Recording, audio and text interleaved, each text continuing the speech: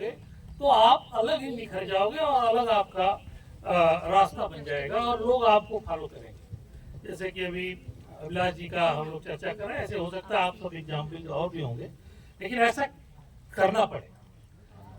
देखिए, दूसरा इसका ये पहलू है कि हमारी आबादी तो बढ़ रही है, अब हम चाइना को भी पार कर गए, लेकिन ये किसानों की ही देन है कि आज 80 करोड़ लोगों को बगैर खाए हम लोग भोजन करा रहे हैं।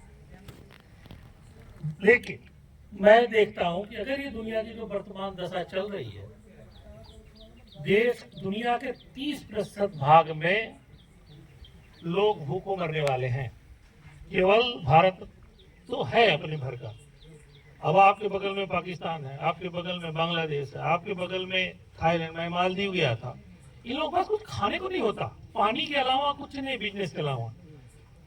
तो अगर खेती में आप संपन्न हैं, विकास कर सकते हैं, अफ्रीका की हालत यही है, तो आप दुनिया में सबसे ज्यादा निर्यातक बन सकते हैं। दुनिया आपके पास कटोरा लेके खड़ी रहेगी कि हमको दे दो, हमको जो पैसा चाहिए ले दो। ये होने वाला है, होता दिख रहा है। पूरा मिडिल ईस्ट में कहीं कुछ होता नहीं है, सारा कुछ तो हमारे यहाँ से जाता है। अब आप नहीं उगाते हो तो ऑस्ट्रेलिया लाके बेच लेता है, दूसरा बेच लेता है। तो आप फल बहुत ज्यादा उत्पादन हो रहा है, धान का आपसे हमने चर्चा ही किया, लेकिन यहाँ और भी अपॉर्चुनिटी दालों की है, यहाँ मिलेट की है।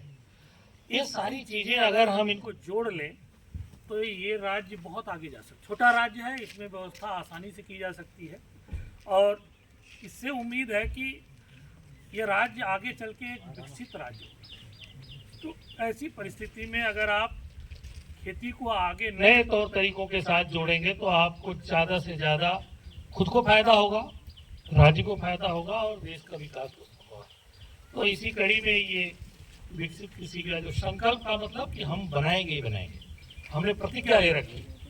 हम लोग आप लोगों से मिल रहे हैं, जुड़ रहे हैं और हम लोग तो चाहेंगे कि उस दिन मंत्री जी आ रहे हैं, आप लोग वहाँ पे पहुँचिए, उनके सामने भी अपनी बात रखिए। कल मैं देख रहा था, मेरठ में गए थे तो वहाँ के किसान बहुत जागरूक हैं।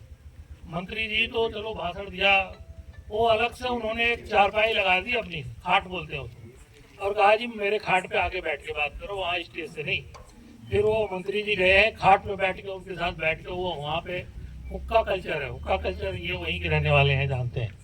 तो वहाँ पे बीच में हुक्का रख दिया जाता है, चारों ओर सब लोग पीते हैं और बात करते हैं। तो हुक्का कल्चर पे बैठ के मंत्री जी जैसे किसान बात, तो आप लोग भी ऐसे कर सकते हैं। इससे क्या है कि आपकी समस्याओं को सीधे समझेंगे, जो नीतियां बनती हैं राष्ट्र स्तर पे, फिर वो प्रदेश में आती हैं, प्रदेश से फिर आप तक आती हैं, तो वो उसको बनाने में सहयोग मिलेगा, फायदा मिलेगा और उसमें लाभ हम सबका है, आपका भी है और हमको भी अच्छा लगेगा कि कुछ अच्छा हो रहा है। मैं इसी के साथ अपनी वाणी को विराम दूंगा और आप सबको नमस्कार, धन्यवाद।